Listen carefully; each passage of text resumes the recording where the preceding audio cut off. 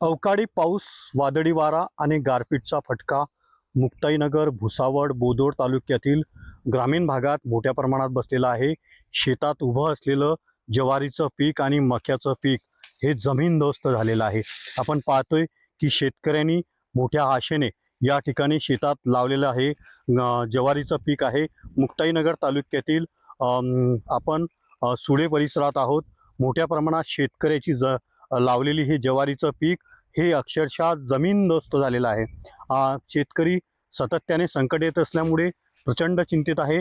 आपण पाहतोय की कशा प्रकारे या ठिकाणी अक्षरशः मोठ्या प्रमाणात मोठ्या आशेने लावलेली हे ज्वारीचं पीक सर्वत्र जमीनदोस्त झालेलं आहे.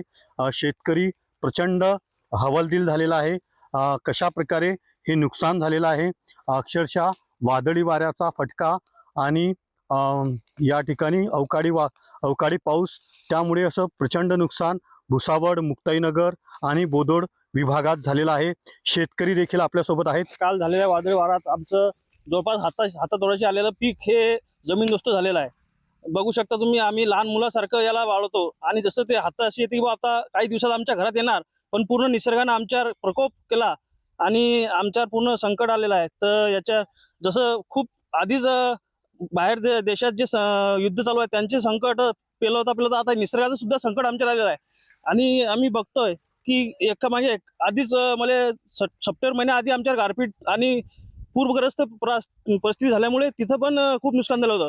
त्याचे पैसे पण अजून खात्यात आलेले नाही आणि आता परत हे आम्ही ज्वारी केली, याचे पण आता शासनाने आमच्याला लक्ष द्यावा आणि जास्तीत जास्त मदत करावी.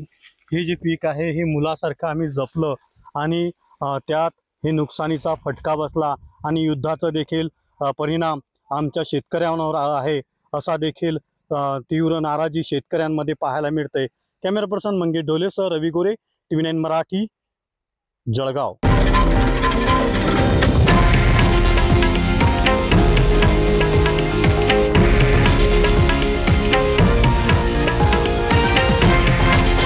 हे आहे देशातील नंबर 1 न्यूज नेटवर्क आणि आपण पाहत आहात TV9 मराठी, एकमेव.